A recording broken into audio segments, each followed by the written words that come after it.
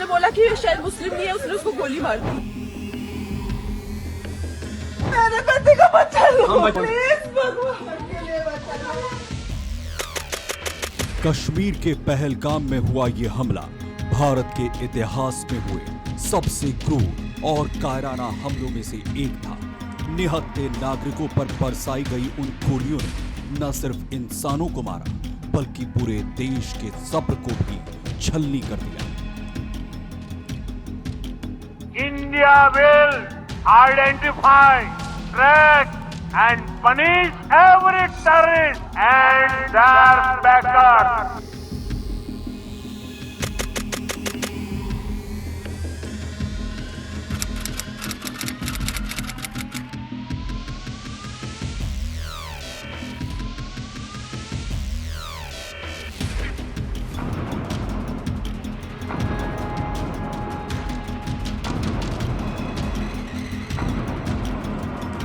भारत आतंकवाद के खिलाफ जब भी कोई कार्रवाई करेगा तो आतंकवादियों और उनके आकाओं के लिए सरहद पार की जमीन भी सुरक्षित नहीं रहेगी।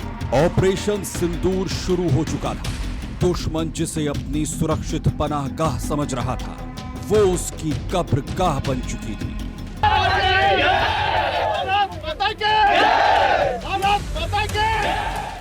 मरकज सुभान अल्लाह भावलपुर ये इंटरनेशनल बाउंड्री से 100 किलोमीटर दूर है।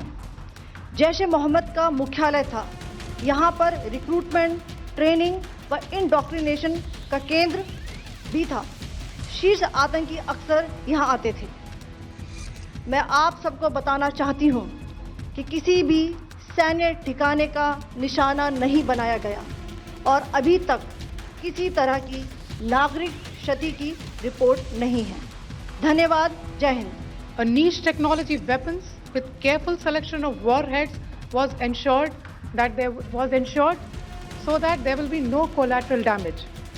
The point of impact in each of the target was a specific building or a group of buildings. All the targets were neutralized with clinical efficiency, and the results reiterate the professionalism of the Indian Armed Forces in the planning and execution of their operations. Terror और talk एक साथ नहीं हो सकते। Terror और trade एक साथ नहीं चल सकते और पानी और खून भी एक साथ नहीं बह सकता। आज 1 साल बीत गया है लेकिन ऑपरेशन सिंदूर की गूंज आज भी दुश्मन के कानों में खौफ बनकर गूंजती है। ये नया भारत है जो शांति चाहता है लेकिन अगर छेड़ा गया तो घर में घुसकर मारना भी जानता है। जय हिंद।